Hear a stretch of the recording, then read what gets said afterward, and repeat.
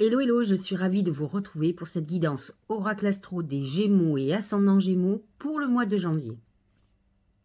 Je ne vous souhaiterai pas la bonne année, puisque cette vidéo est faite et nous sommes encore dans la saison du Sagittaire, donc en décembre. Cependant, lorsque la saison du Capricorne va démarrer, à partir du 21 décembre, le soleil va rentrer dans votre maison 8. C'est la maison des gains et des pertes financières, de la transformation, de la sexualité, de la mort. Donc, ce Capricorne va mettre le soleil sur tous ces thèmes. Alors, Mercure est positionné pour le moment, sera en tout cas en janvier, positionné en Sagittaire en tout cas jusqu'au 14 janvier. Il sera positionné dans votre maison 7, bien entendu, puisque le Sagittaire est votre signe complémentaire. Et lui, par contre, va faire que vous serez préoccupé par un couple. Alors, un couple qui existe ou qui n'existe pas, que vous aimeriez peut-être faire. Peut-être vous seriez préoccupé par une association ou une désassociation. En tout cas, c'est l'image qu'ont les autres de vous qui va vous tenir à cœur. Ce qui va être intéressant, c'est que Mercure va devenir direct le 3 janvier. Et ensuite, effectivement, il va rentrer à partir du 15 janvier en Capricorne jusqu'à la fin du mois de janvier. Nous aurons Vénus qui, elle, va rester positionnée dans votre maison 7 du 1er au 23 janvier. Alors, elle y est un petit peu avant, et en fait, vous allez être dans une phase, soit de rencontrer quelqu'un avec qui vous pourriez imaginer vous mettre en couple, soit vous êtes déjà dans un couple, et honnêtement, ça va être un regain de flamme. Vous pourriez être aidé par rapport à un voyage que vous feriez en couple, par exemple. Pour les autres, vous pourriez être amené à faire un voyage, à rencontrer quelqu'un d'origine étrangère qui pourrait vous séduire et qui pourrait vous faire envisager une vie de couple.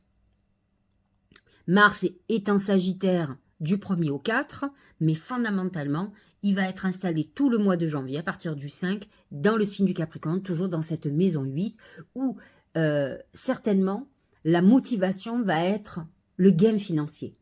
Vous allez avoir la niaque, j'ai envie de vous dire. Vous allez avoir des ambitions beaucoup plus importantes. Il va y avoir certainement des histoires de pouvoir, mais en tout cas, il y a une motivation bien plus grande pour aller vers des gains financiers plus que pour des pertes. Maintenant, attendez-vous aussi, sur un mois où il y a un amas de planètes en Capricorne en maison 8, à avoir des frais. On peut aussi être dans des discussions d'héritage, de succession. On peut y penser. On peut réfléchir à cet avenir-là. Il va y avoir un événement important, qui est un événement important pour tout le monde. Pluton actuellement est en Capricorne et il est en train de finir sa course. Alors sachez-le, il va sortir du Capricorne, mais il y rentrera de septembre à novembre. Et ensuite, c'est terminé.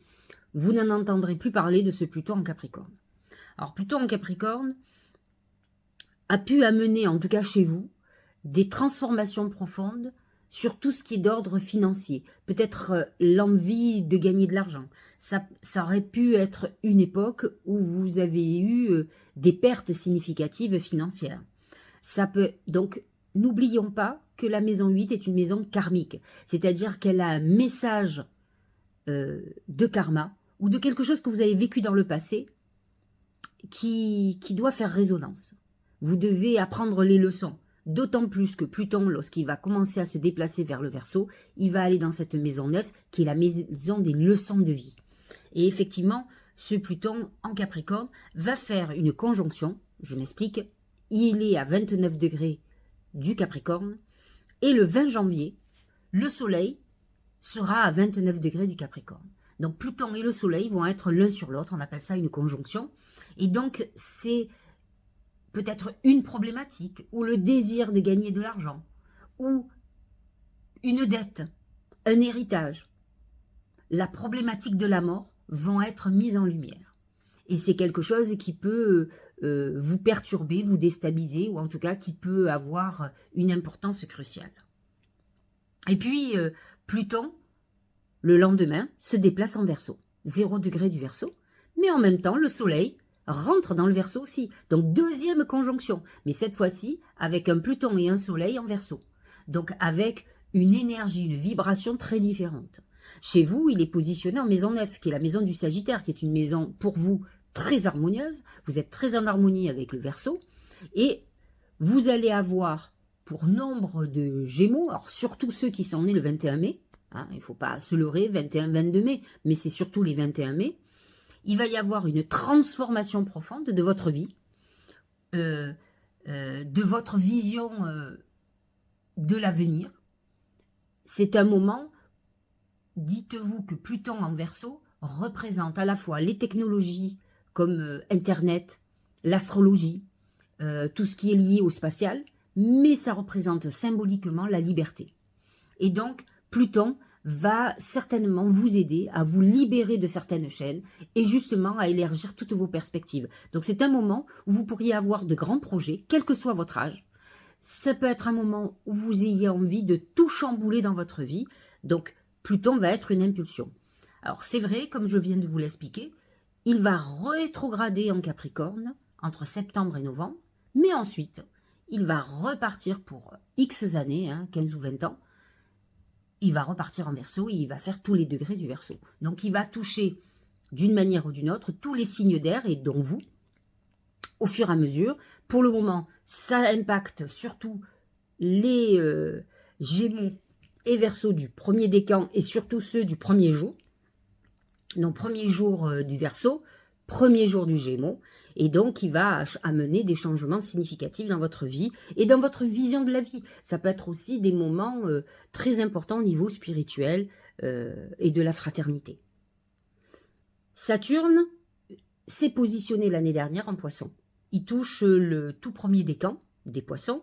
Neptune est déjà positionné dans le signe du Poisson et en fait, il est installé dans votre maison 10, la maison de votre carrière, de vos ambitions.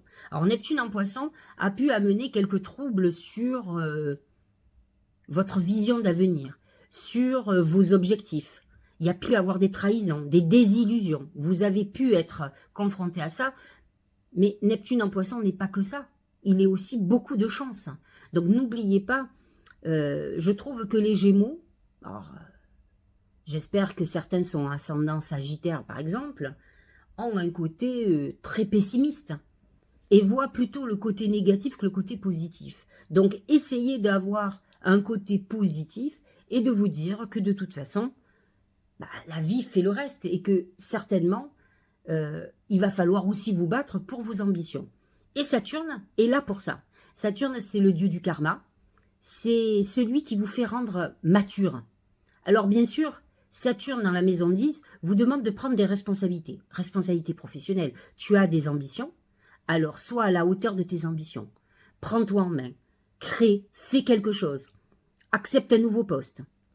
La plupart des Gémeaux peuvent avoir des ambitions, mais n'ont pas envie trop de s'emmerder la vie. Alors moi j'en entends, qui ont des possibilités de promotion, me disent, vous comprenez Sylvie, surcharge de travail, j'ai pas envie de tout ça. Et donc en fait, finalement ils vont être frustrés. C'est-à-dire que d'un côté ils aimeraient bien avoir la promotion qui est à la hauteur de leurs ambitions, mais d'un autre côté, ils se rendent compte que d'avoir une promotion, c'est des responsabilités supplémentaires, ils n'en ont pas envie. Et je vais vous expliquer pourquoi. Le problème du Gémeaux, c'est l'immaturité.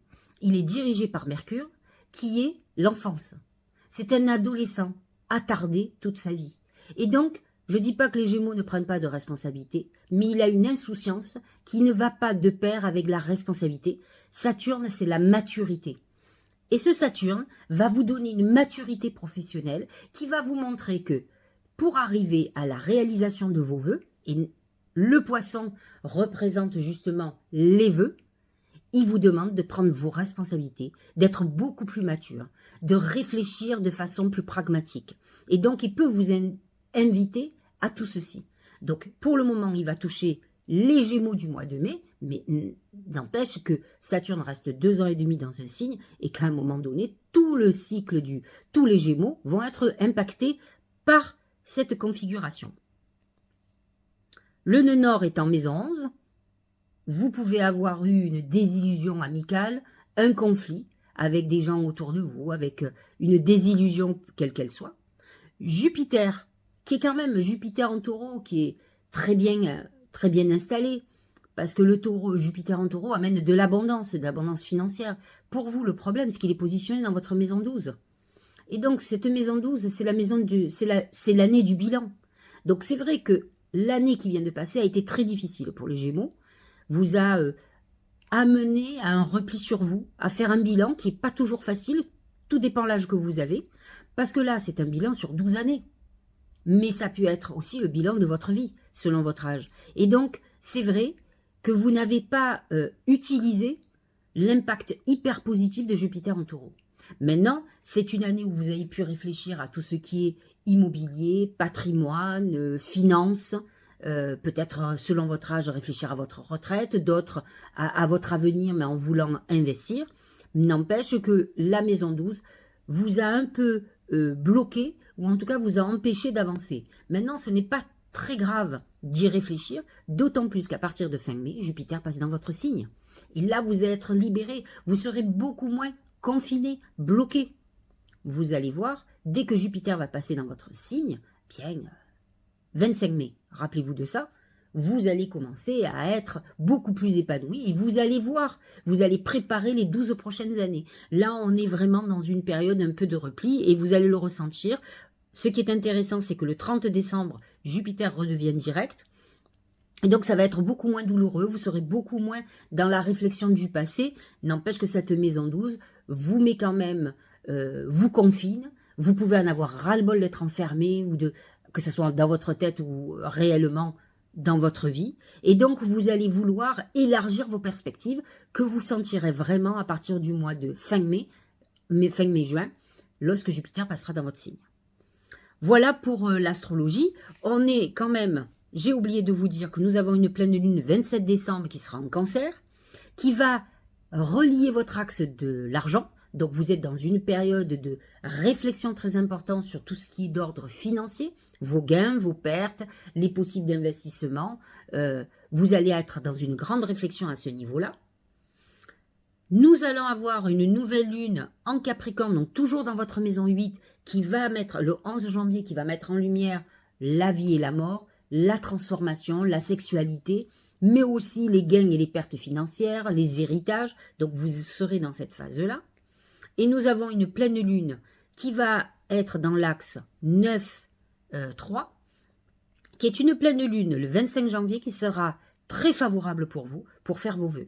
Pourquoi? Parce que la lune, le soleil en Verseau, va éclairer tout ce qui est spiritualité, et la lune en Lion est positionnée dans votre maison 3, qui est la maison de la communication, et de Mercure, le messager des dieux. Donc ça sera une belle connexion pour faire des vœux. Donc n'oubliez pas, 25 janvier. Voilà pour l'astrologie dans son ensemble.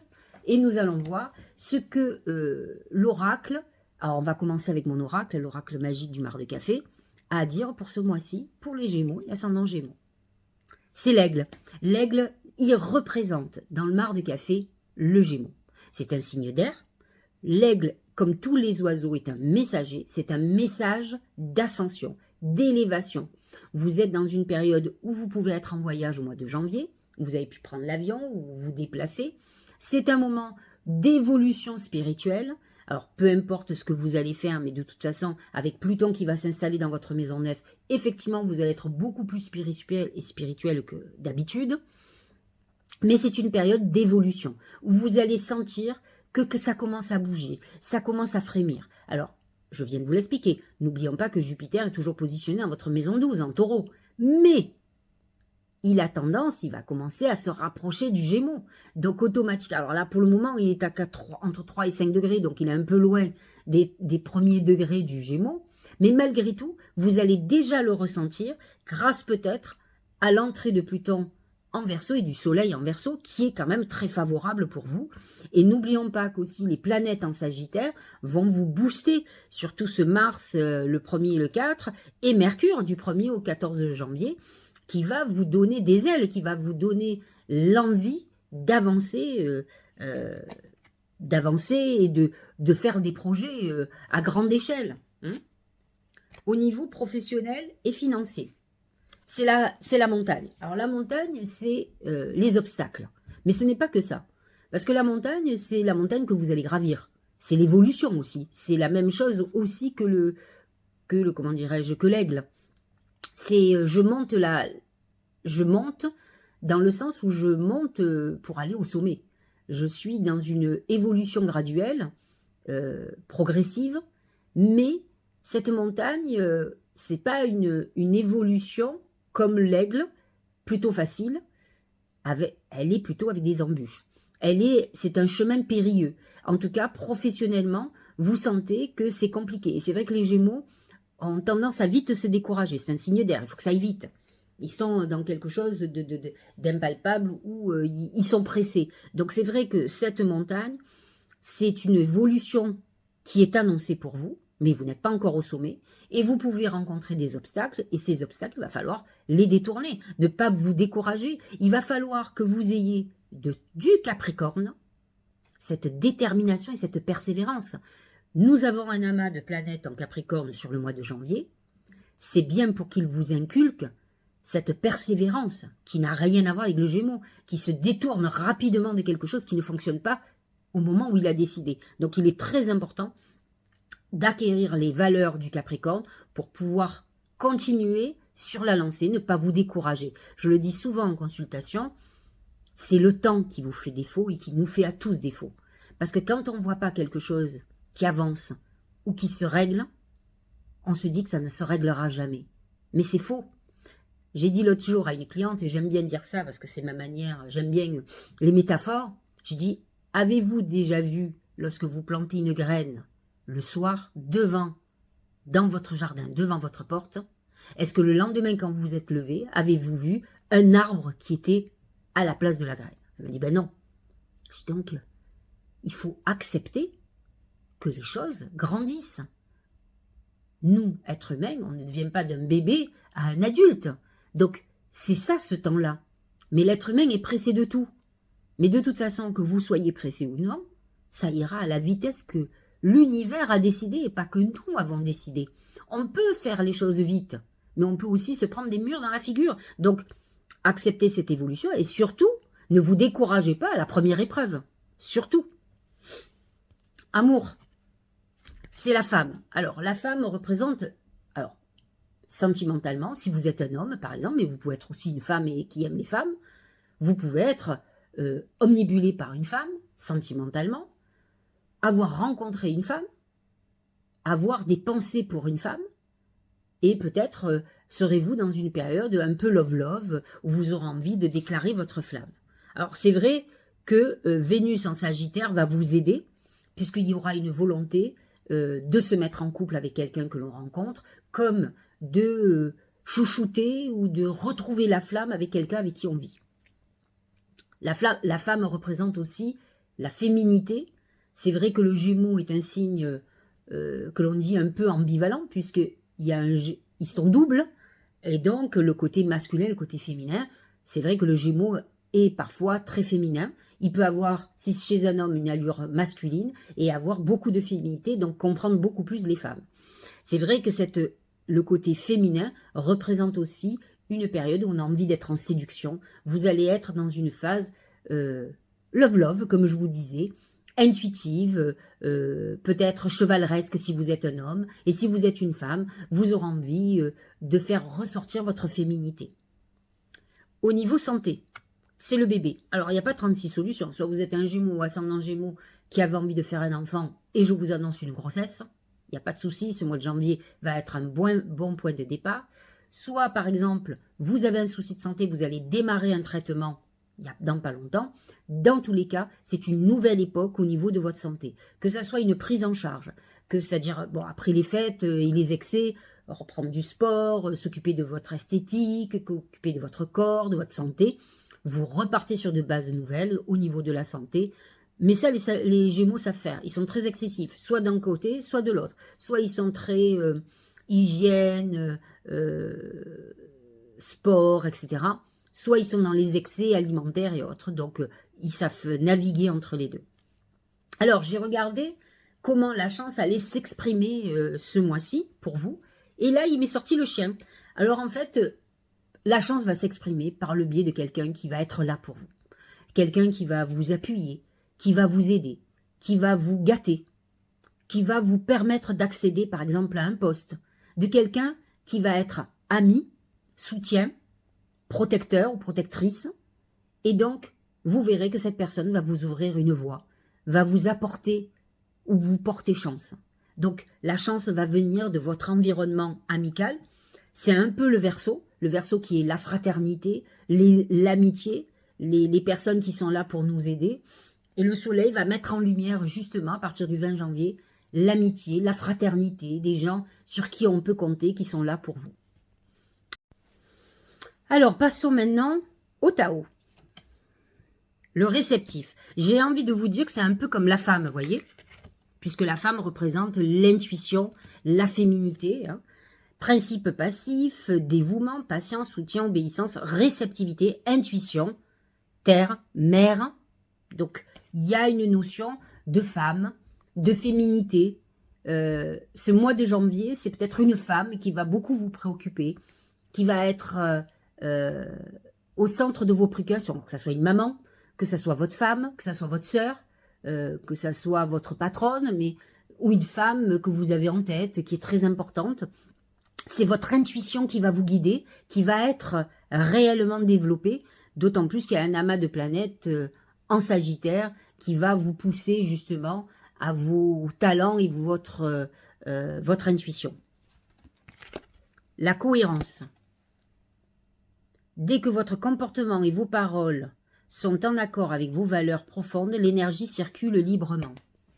Effectivement, ce qui est important, c'est d'être aligné, comme on dit, d'être en accord avec ce que l'on pense, avec ce que l'on est. Soyez vous-même. C'est très important. Ne dites pas oui si votre cœur vous dit non, si vous sentez de la résistance. Il faut que les choses soient fluides dans votre vie et vous allez voir que vous allez pouvoir réaliser beaucoup de choses.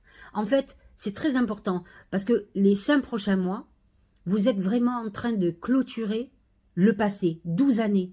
Et il est très important que vous fassiez ce bilan, que vous sachiez qui vous êtes, ce que vous voulez pour l'avenir. Vous avez peut-être eu des épreuves. Regardez ce qui a été bon pour vous pendant ces 12 ans, ce qui a été moins bon, les leçons que vous avez en tirées pour aller vers les 12 prochaines années dans quelque chose de meilleur. Et c'est ce que vous dit la cohérence. Elle vous dit, il est temps que tu sois en accord avec toi, que tu sois tu sois authentique, que tu te connaisses, que tu connaisses ta personnalité. Se reconnecter à la nature. Arrête tout, pars marcher au chant des oiseaux, laisse-toi bercer par la douce mélodie du bruissement des arbres, laisse-toi porter par le vent, par la vie, par la magie de la nature. J'ai envie de vous dire, c'est vraiment Jupiter en taureau, ça. C'est-à-dire que le taureau représente la nature, et c'est vrai que l'introspection que Jupiter en taureau va vous imposer, c'est aussi une manière de vous inviter à ralentir le rythme, à vous rapprocher de la nature, à réfléchir sur votre existence, sur plein de questions justement existentielles. Pourquoi je suis là? Quels sont mes talents? Vous savez, le problème du Gémeaux, c'est qu'il est hyper talentueux. C'est un des signes les plus intelligents du zodiaque. Ce sont des gens qui sont adaptables à tout, qui apprennent très vite, qui ont une mémoire phénoménale. Malheureusement, ils commencent tout, ils finissent rien. Moi, j'ai des mamans qui ont des enfants Gémeaux qui sont perturbés parce qu'ils voient qu'ils ont des facilités extraordinaires, ils n'ont pas envie. Ils ont envie de s'amuser. C'est le signe du Gémeaux, hein. Se divertir, faire les idiots. Et à côté de ça, ils sont brillants. Et en fait, ils ne gâchent... L'ennemi du Gémeaux n'est que lui-même. Donc, il est très important que vous arriviez à vous ressourcer, à réfléchir sur votre vie et à l'orientation que vous allez donner sur cette année et sur les 12 prochaines années. Vous êtes dans un gros challenge. C'est pas que le début d'année, puisqu'à partir du fin mai, début juin, vous démarrez 12 ans. Donc cette année, ce début d'année, en tout cas ce mois de janvier, vous devez travailler sur des vœux sur 12 années, mais sur l'année et sur ces 12 prochaines années. Donc vous avez un challenge beaucoup plus important à découvrir et à améliorer votre vie. Voilà, j'espère que cette guidance vous aura éclairé. Je vous souhaite un très joyeux Noël. La vidéo sera bien entendu avant la Noël. Je vous souhaite de passer des bonnes fêtes de fin d'année. Reposez-vous. Nous allons démarrer une nouvelle année. 2023 a été compliqué, hein. elle a fini en beauté. En fait, on se demande chaque année qu'est-ce qu'il va encore y avoir de nouveau. Mais je crois qu'on est parti pour un moment d'événement. Le monde bouge et souffre. Et c'est le peuple qui souffre, bien entendu, comme d'habitude, puisqu'on a des gens qui nous dirigent. Mais enfin, peu importe, on ne va pas faire de la politique. Je vous souhaite de passer de bonnes fêtes. On se retrouve pour la nouvelle année. Je vous souhaiterai mes vœux. Et puis, prenez soin de vous et je vous dis à très bientôt.